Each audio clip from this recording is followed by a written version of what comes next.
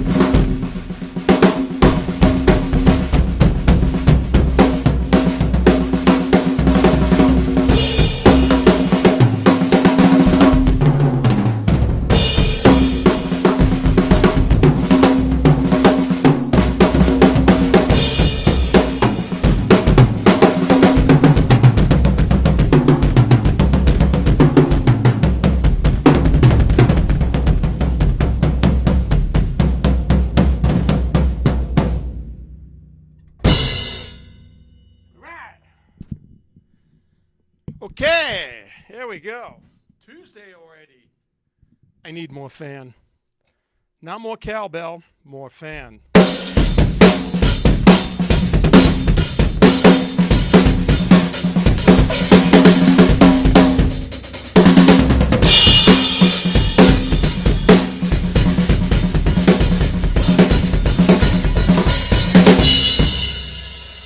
Okay, speaking of cowbells, I got to play cowbell on that Blue Oyster Cult song. Was it The Reaper? The one that was on Saturday Night Live. Because we did a rock fantasy camp with Blue Oyster Cult last year and a half ago, maybe 2 years. And I asked Buck, so I know them from a long time ago, can I play cowbell on that song? And they said yes. So that was really funny.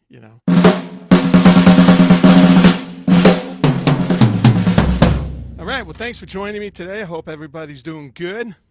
I had a birthday yesterday, and thanks for all the birthday wishes. And they were really loud, too. Usually people get birthday wishes, and they're just birthday wishes. These birthday wishes were so loud from all my friends and family and everybody. And I couldn't even hear the drums over them.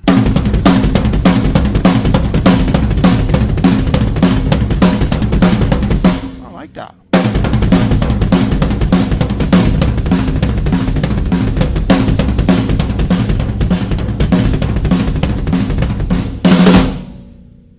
Lala showed me that for my birthday. She's great. What that is just triplets. Everything's easy, slow, right?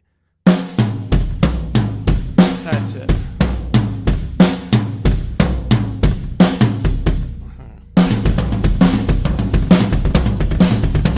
Then I double up into 16th notes.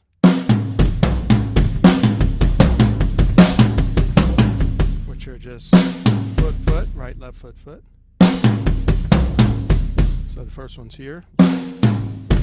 Second one's here. All right, that's the second part. And then triple.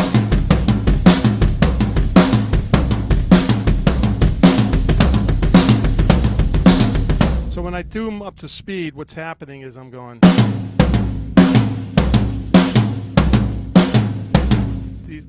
My hands are not changing tempo or anything. I'm fitting the bass drum in accordingly. Triplets to 16th notes like this.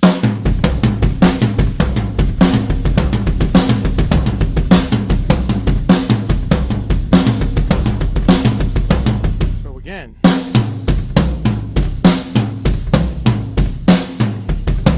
I can't do it slow.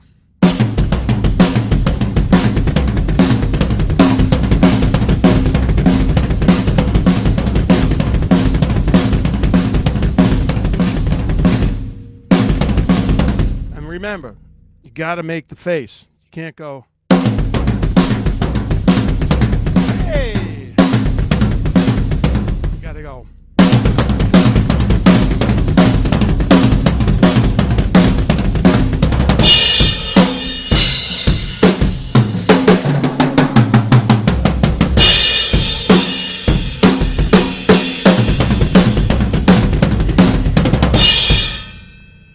That's cool lick. I like it. Too bad I forget these things when the show's over and everything. What did I play? Sometimes I'll review it and write it down or take a blip of it. Recording video. So yeah, I had a birthday. It was really cool. Went on, was it Friday? Yesterday was my birthday, and I was born on Friday the 13th. That's why I wound up playing with Ronnie and Black Sabbath. And that song you heard before was the band's name is World War III.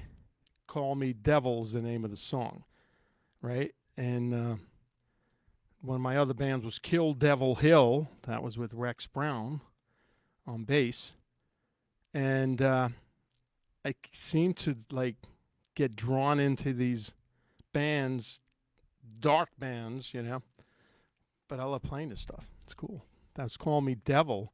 That's a great song because it's just straight ahead, Just pop it in there with the bass drum. That's a good song where less is more, because the verses are.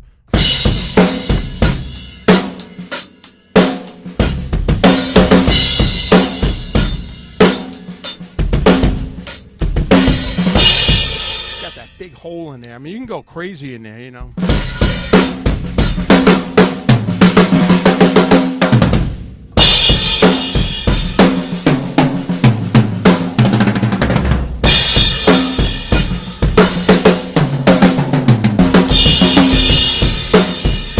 So much stuff you can play in there, but if you listen to the record, that's the first and only record we did together, World War III.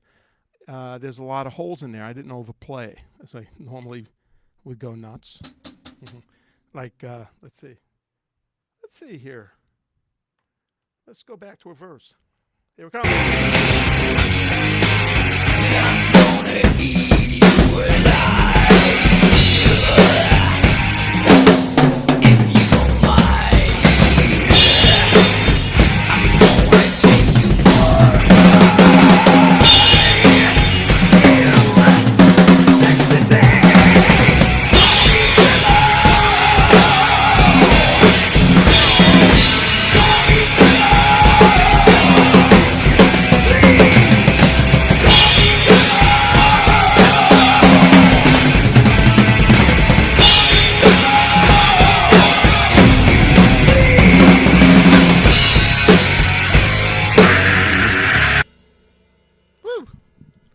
So you can really play inside of that. But when you're making a record, you got to do what the song calls for. Make the record better and the song better. But that's a good way to practice, as I always show you. You can play to a CD, play the parts of the song, and then try playing some of your own licks, overplay, and the CD's keeping your time for you, you see? And nobody's there to yell at you.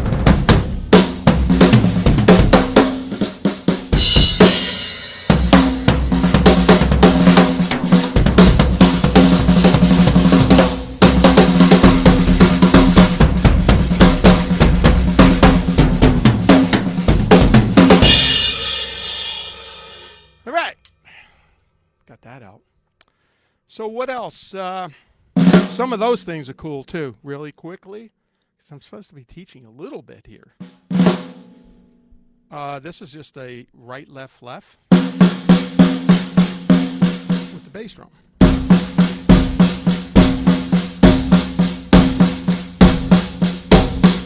And then I do different sticking, right, left, left.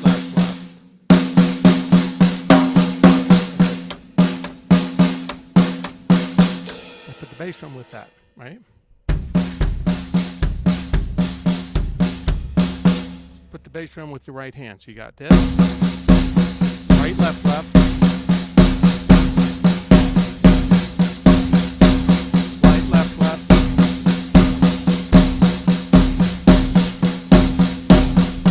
See, and then that comes out to me. I hear it as a. This is one with the right hand. This is two. Then I do three. I hope.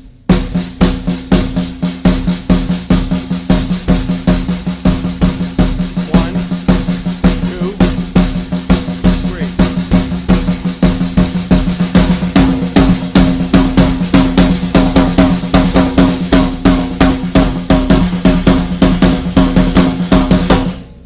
Cool lick. and you can play that as a fill. You can play it as anything. It's really good exercise.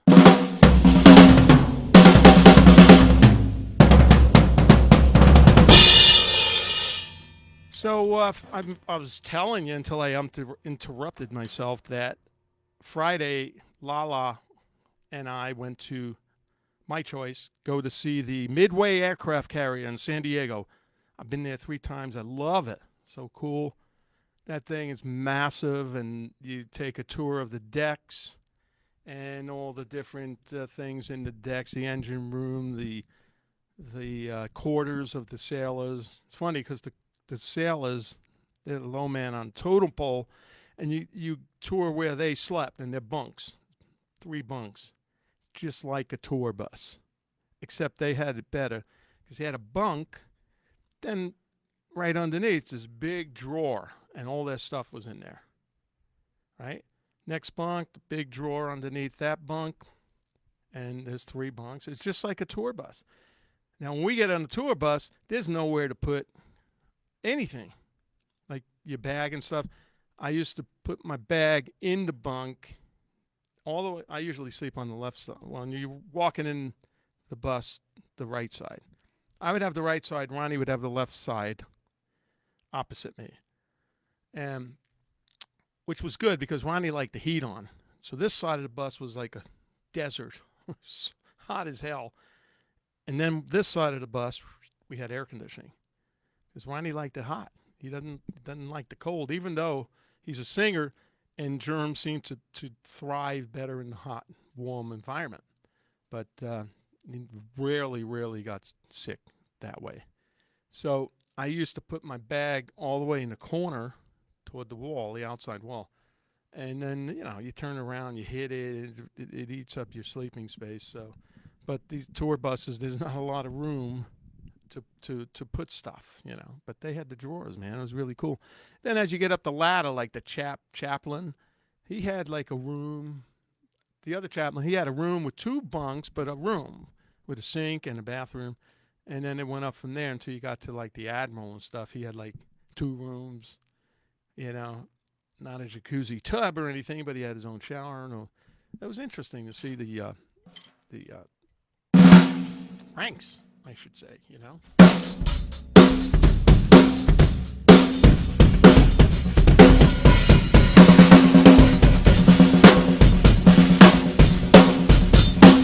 Yeah, so I noticed that my pedal, I took it off today, and the spring was not tightened all the way the way I like it. So now it's tightened, and I got a little bit more speed.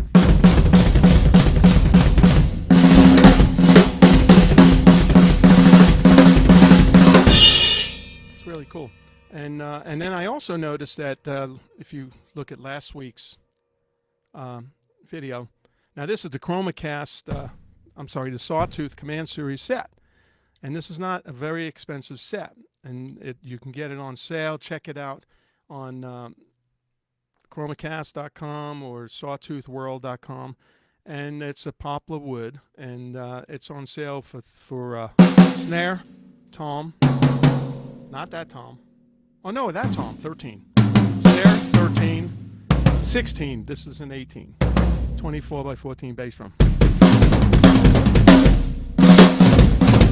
So I forgot to look at what was on sale, but check it out. They'll have it up on this thing where everybody's talking to each other because everybody knows each other. We got Jace, Heidi, we got Paul, Robert, who else? Gene. Now I'm making things up, Sydney, Melvin, and no, I'm kidding about those, but everybody else knows each other. And so this is on sale. Check it out. But I noticed that I had this tom upside down because I set them up quickly when I started using these again. and I look, I see the badge was over here. I go, wait a minute. Now you can see the badge, right? It's over there on this drum. There it is. Yeah, right there. So I turned it upside back the way it should be, and it sounds great. It sounded good upside down too, and the reason for that is it's the same head, top and bottom.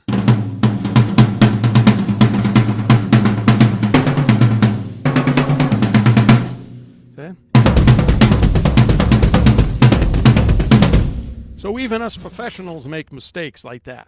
You know, sitting there on my desk, I'm going, why is the badge on? I can't see the badge on this drum. I see the badge on that drum. So Einstein thought it's upside down. So I did fix it.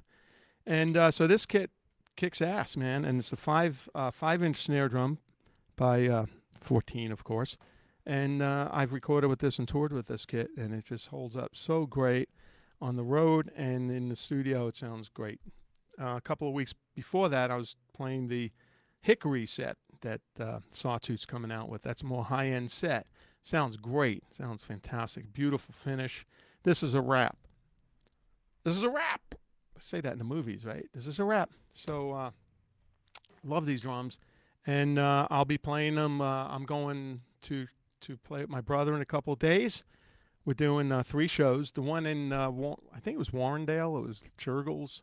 We postponed that one because I don't know why, but it's postponed. That one's postponed. The other ones are good. We're playing the city. We're playing Buffalo, and we're playing Connecticut. So those are a go. And I'll be using my East Coast Command Series kit. This is called the Command Series. So what's that stuff there? Oh, I know what that was. That was to hold the mic wire. So anyway, hope you guys are good. And so I did do that for my birthday. And thanks again for all the birthday wishes. It's really cool. And Melody, which I call her Melodio, from Liliac, sang me a very nice version of Happy Birthday with her parakeet. I think it's a parakeet named Vinny. I don't think Vinny liked it because he was fluffing all around, you know. I enjoyed it, but the other Vinny, he didn't want to know about that, you know. So I'm going to play you something here. I'm not going to play the drums. This is a tape from 1975. This is in the studio. As a lot of people know and some people don't know, I played with John Lennon when I was like in high school, 16 years old. And this was the first time we ever met him. We were managed by the Record Plant Studios in New York City. And that's where John recorded, and Jimmy Iovine was producing John. And Jimmy was a good friend of the band. He got assigned to a management deal. So we were there all the time in a rehearsal room. So one night, Jimmy calls us up on that we had these phones in the, like from room to room. Can you guys come down and do hand claps? I mean, sure.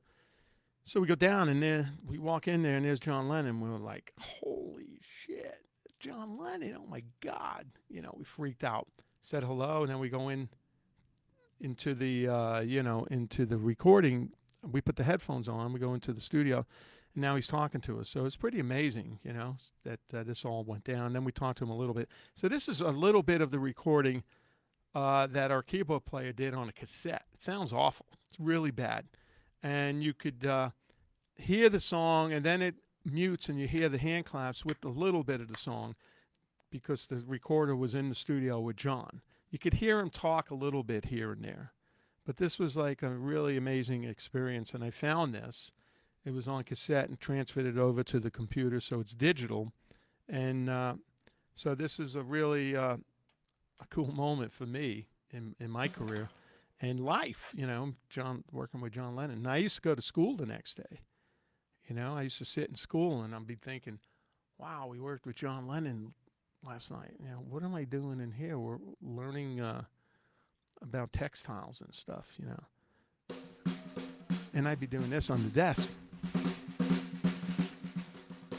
Didn't have the snare sound, but probably it was the first cajon. I was playing on the wooden desk. Teacher would be trying to teach, and then she'd go, wait a minute, stop. Who's that drumming? Vincent, stop that drumming. And I went, me? So I stood up. I said, excuse me, did anybody else in this classroom play with one of the Beatles last night? And I left. I think, I left high school, but that was a long time ago. I don't suggest doing that to anybody. Like Jace Chase, who's watching. It's a different world now. And I knew I was going to play drums. My brother was out there already. He was successful. So my path was kind of laid out that I got a good chance of making it, so to speak. Making it.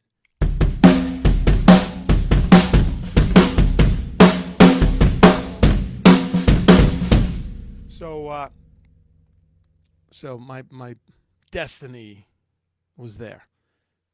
So I was able to do that. But I don't suggest doing that, you know. I suggest practicing.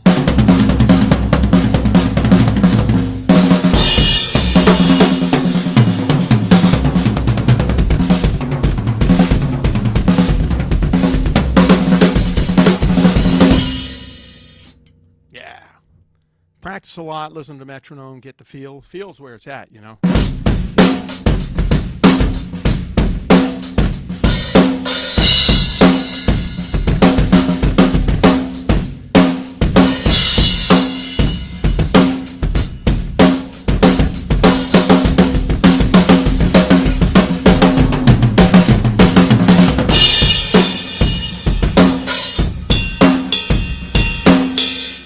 The feel is what gets people going. You see people starting to rock out with you, that's a good thing, you know. If you're playing all over the place, they're not going to do that if you're going.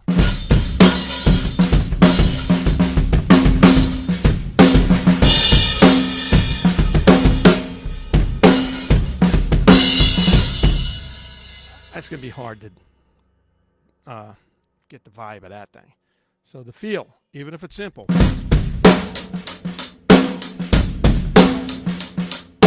And the feel is grace notes. You hear those little grace notes?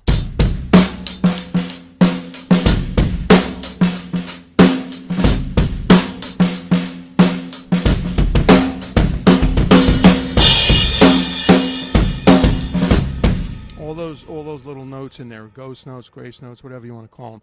But that adds the feel. It adds the syncopation too. And then as you get that down, you put some, you know, open hi-hat.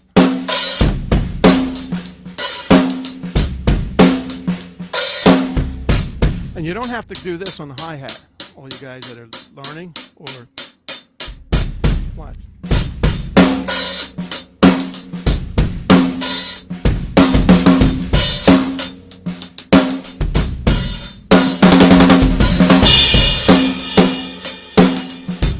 There's all these different ways to play hi-hat. If you listen to Led Zeppelin, Bonham, he didn't play this, you know. Sometimes this is very stiff. He played hi-hats, you know.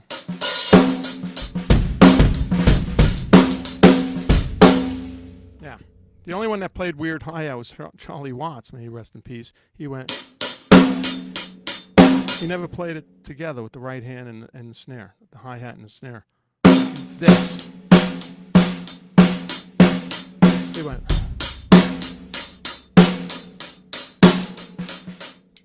But you never heard him, you know, do a lot of fills. He was just all feel. It's great feel. Really cool stuff. All right, so back to this tape. So this is a cassette from 1975. It sounds totally awful. But you could hear a little bit of John. You could hear me and my band doing hand claps. Keep in mind that we were freaking out that we were doing hand claps to John Lennon. Check it out. That's definitely not it. I forgot I did that. I don't know where this ends. Hang on. Okay. Call him devil. Here it comes. I promise it's coming. I left a gap.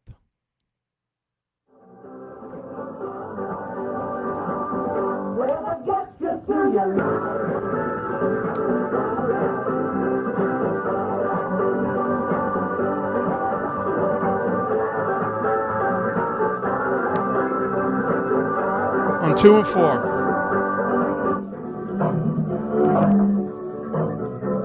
Now they're listening to the hand claps.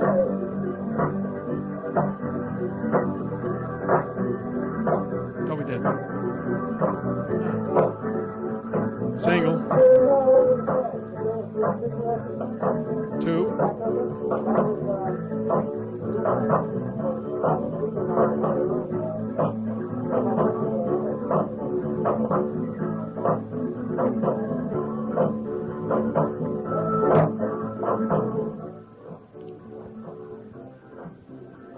Told you it was awful. Somebody was off there.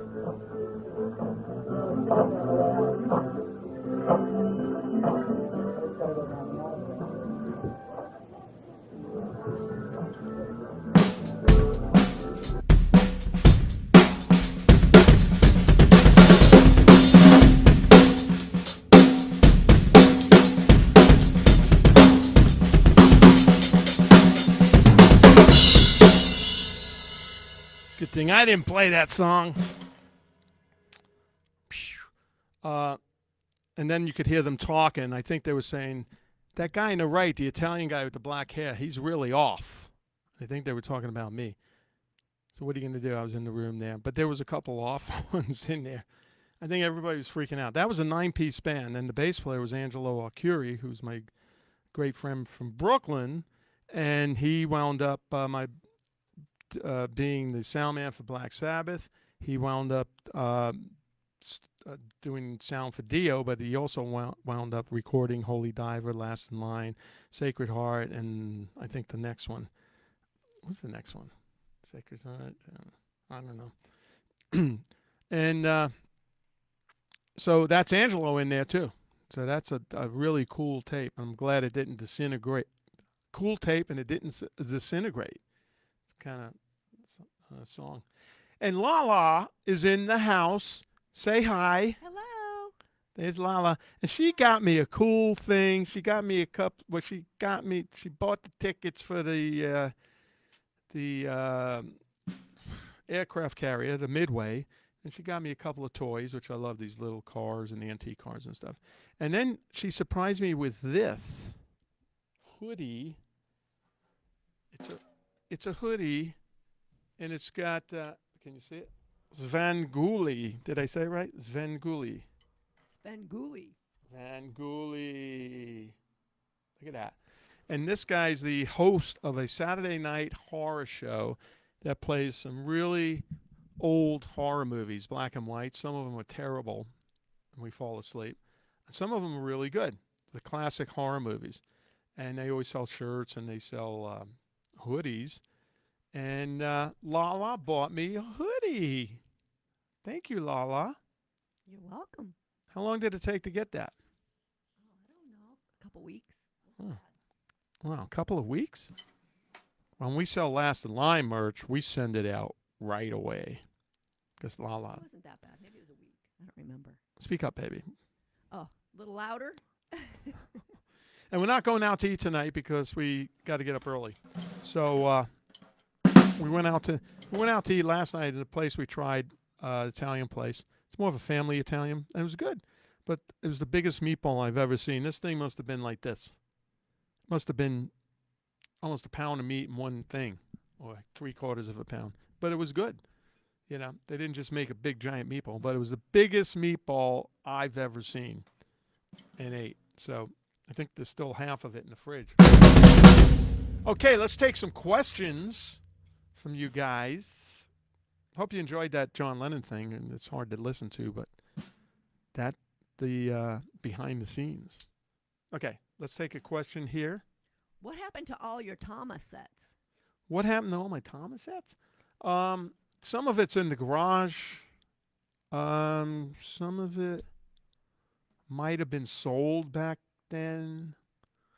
And there is a box that I have with an 18 by 16-inch floor tom. But there's no fittings on it, so it's just a drum. And it's from 1985, piano white, and it's been in the box since 1985. When you open the box, you can see it's sealed in the plastic bag. And it's like brand new, but it's how many years old, you know? Almost 30 years old. Is that right? Yeah. Is that right? You guys figure it out. Because I'm multitasking. I just can't do math at the same time. Well, it's 15 years. No, it's 36 years old. Sorry. That's when I left school that day. When I stood up and I went, hey, see you later. They were teaching math. How to add and subtract and get the right year and how many years in between. So, yeah, so that's, I know I got that, and I got the snare drums, of course. There's a snare drum in the other room that's a white Superstar. These were Superstar drums, they called them. It's a white maple 6.5-inch deep, and I use it on the Dio Sacred Heart tour, the third tour we did. And it sounds great. Sounds killer. Okay, next question. Did you have a slice of cake? How big was it, and what flavor? Listen to this.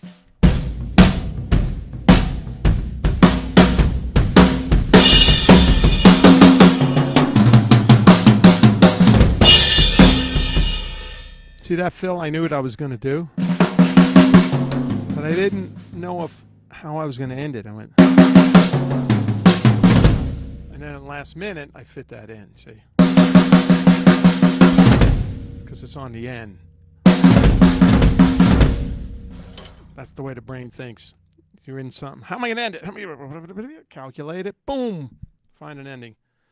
Well, I did have some cake. My brother Frank, who lives around the corner, he came over and we made some Indian food, which was quite good. Lala did a lot of the Indian stuff. And he brought over this big one slice of chocolate cake, but it was about that high. And I'm not supposed to eat this stuff because I got to watch the sugar. And I had to have some of this stuff. So we cut it in small pieces and we ate it. It's my birthday. It doesn't count on your birthday, man. If you're on diet or whatever, it doesn't count. So we cut it up and there was some left over. And we wound up slowly chopping that away too. Man, that was good. And I even opened up the milk, cold milk and the chocolate cake. Oh, yeah. Okay. Heidi says bad, bad, bad. Who said that? Heidi. Bad, bad, bad. Heidi, I know it's bad, but Heidi's done real good watching her diet and stuff. I had to be bad. You're right. And it was worth it. I was like, oh my God, this stuff is unbelievable. But then I did go into the other room on the exercise bike. I figured, that's been really good for me, right? Burning the sugar off. So, okay. Thanks, Heidi. Were you in awe when Jeff Beck jammed with your brother in the Brooklyn home, and your mom cooked noodles? Somebody read that somewhere. No. Jeff Beck didn't jam at my Brooklyn house. Carmine was bringing him over to Brooklyn, right? And here's this famous Jeff Beck. I was probably, 12 years old, maybe 20 years ago. I was 12, and then Carmine called and said, he's inviting Jeff Beck over to the house so my mom can make Italian food, just like she made Italian food for John Lennon. We brought in the tray to the studio, and he took it. We never got the tray back, and she was pissed off. And so here comes Jeff Beck. He's coming to our Brooklyn house. We didn't even have a dining room. It was like a little kitchen. We set up a table in the living room, which wasn't a big living room. It was railroad rooms. They were terrible. And so Carmine said, don't tell your friends, So I just told Angelo because we grew up together, and Angelo was allowed to come over. And he came over and ate, and it was like a big deal. Like, wow, damn, look, Jeff Beck's in the house, in Brooklyn. And Brooklyn was like, my father had to go save his parking spot on the street for Carmine. He got the royal treatment. Then when he arrived, my father would move his car probably 3 or 4 blocks away. That's why he was late for dinner. And Carmine would park his car right in front of the house, because it was just like a Jaguar or a Pantera or something nice. And everybody always knew Carmine was there from the cars, because that wasn't the normal cars you see on 41st Street in Brooklyn. Right, John Grillo? You live down there, too. My friend John Grillo. He lived 2 doors down. He plays drums. He's quite good. And I gave him some lessons, and we're still friends. It's really cool. Okay, next question. Do your headphones cancel out the drums enough for you to hear the song that you're playing to? The problem I have is the way this is mixed is I like it really loud. So I put the song loud, but means the drums are loud. So sometimes it's hard to hear where the song is. This song's easy. That's why I tend to play slower songs. The fast songs, I tried a different song earlier. I just didn't like where it was going because I can't hear it. One day I'll have to sit here. Maybe I could put a click on one side, and so you don't hear the click. I hear the click, The fast stuff, and then the bass drum's so big.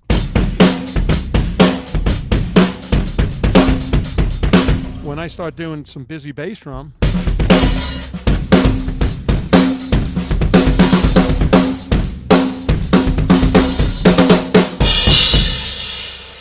the bass drum really rattles the headphones, and then there's a bass drum in the song, and it gets a little messy. So that's why sometimes I screw it up. But hey, you guys know I can play pretty good. So if I screw it up, I just probably having an audio problem or something, I don't normally screw up that bad, so sometimes. Okay. Talk about the Sacred Heart album. Talk about the Sacred Heart album.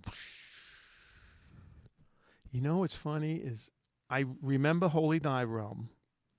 We made it, we recorded it and rehearsed at Sound City Studios, the one that Dave Grohl made famous. And then Last in Line album was made up in Caribou Ranch up in Boulder, Colorado, north of there. There's a big ranch in like in the mountains, and nothing around. But Jimmy Bain found plenty around, and we had a lot of cool parties up there. Sacred Heart, gee, I think we did that in the Valley at Rumbo Studios. And you know what? I just don't remember a lot about that album, you know. I must say that the first album, Holy Diver, was loads of fun and was just great. And so was the second album. And then Sacred Heart started getting a little bit more under control, you know. It wasn't as raw. So I didn't remember it. So, sorry. Okay. Another one?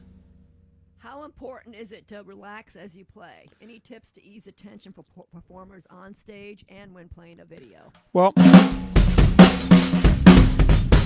a good trick is to be tense on stage is really terrible because you're playing. You're stiff.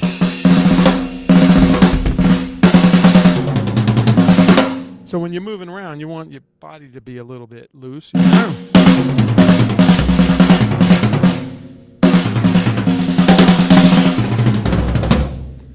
Best thing to do is stretch out a little bit. I like to play for about 15 minutes in backstage area on the pad and loosen up. And a couple of ways to practice. Well, when you're playing live, you go up there. It's best not to go on 10. You know, like go out there and start banging away, and all of a sudden your muscles are going, whoa. I went from 0 to 60 in 2 seconds. Now I'm getting a little tight. So what you do is you play the first half of the song a little bit lighter, a little bit, you know, more relaxed. Try to relax, you know. Then as the song goes, you start, you know, I put fills in to warm up. And those warm me up. Things like that start warming me up. And then by the end of the song, into the second song, I'm kind of there, you know, and I keep going. So that's a good way. Don't come out on 10. Relax a little bit more. Play it a little lighter. Get your muscles warmed up. And then you start increasing your power and all that stuff. And I used to play like this. My brother showed me this, you know, the stick here.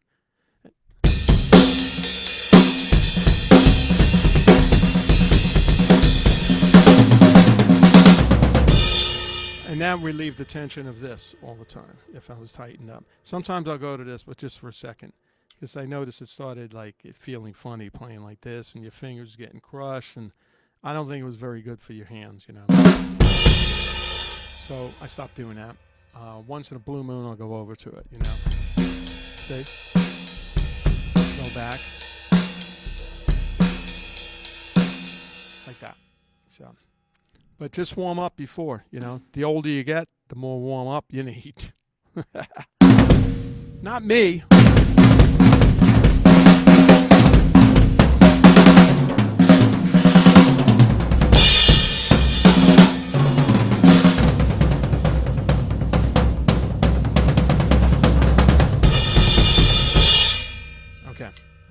Let's take one or two more questions. Okay. Single or double ply heads for the batter and resonant head, and do you use the same for the top and the bottom? Holy moly! These are just the heads on these drums. These are Evans G2s. G2s. They're clear. There's no dot on them. And on the bottom is actually the same thing. G2s. That's why when this one was upside down, it didn't matter. It was still the same head, but it looked funny. No dot, you know. And if you look at these heads, I'm playing pretty hard. There's no dents in them. This one's slightly.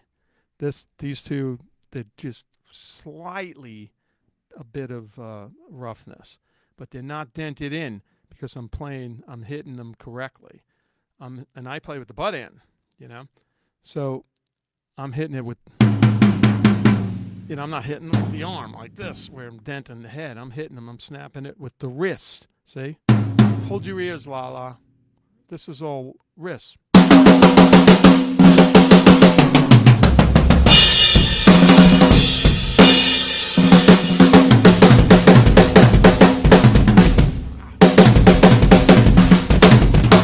That's the one I wanted. So I'm hitting it, snapping with my wrist. I'm not digging into the head. You know, and that's how I get the sound. I always hit rim shots on the snare.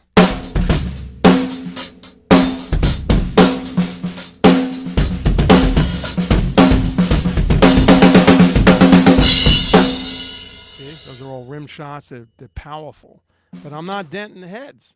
You know, so you want to practice with your wrists. You get your wrist going, you can get a lot of power from your wrist. And then when you need a lot of power, you put your arms into it, you know. So these on the snare, it's just a Evans 360 white batter head. On the bottom is a snare head, a lighter, thin snare head. And the same with the floor. It's the two heads are the same. Bass drums, a G2. Actually, it's EQ3, but I take there's a muffle ring in there. I take it out. And that's an EQ4, but the EQ3 has just a ring around it. So I leave the ring in there for a slight muffle, and I don't put really anything in the bass drum. There's a little pillow in there holding the mic. So and that gets my sound. It's really cool. Let's take one more question. I want to eat that rest of that meatball. I know, it sounds good. Right? What's your most memorable drum solo in concert? Oh, I forgot to make you louder. My memorable. Now you're louder. Check it out. Okay. Right? You want to sing something? No. Oh. You know what? I don't know. Sometimes I watch some of these. Somebody put some video up of me playing. Probably I don't know when the hell that was in the '90s. And I went, wow, that's pretty cool. I played a little different, you know. And I was younger. I played, maybe it was a little bit faster. I don't know. But solos change as you have a long career. You solo, you know. I used to like to start with like a shuffle.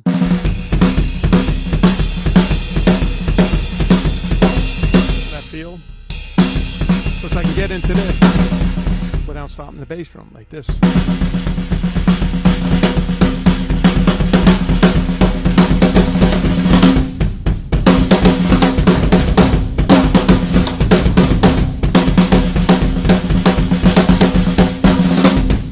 So then I used to start with this beat called Armageddon. That's a song that I did with my band Axis.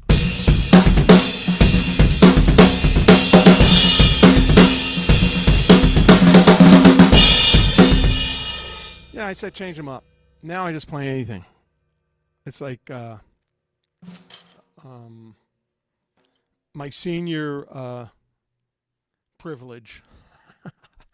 After you've been playing a while, play anything.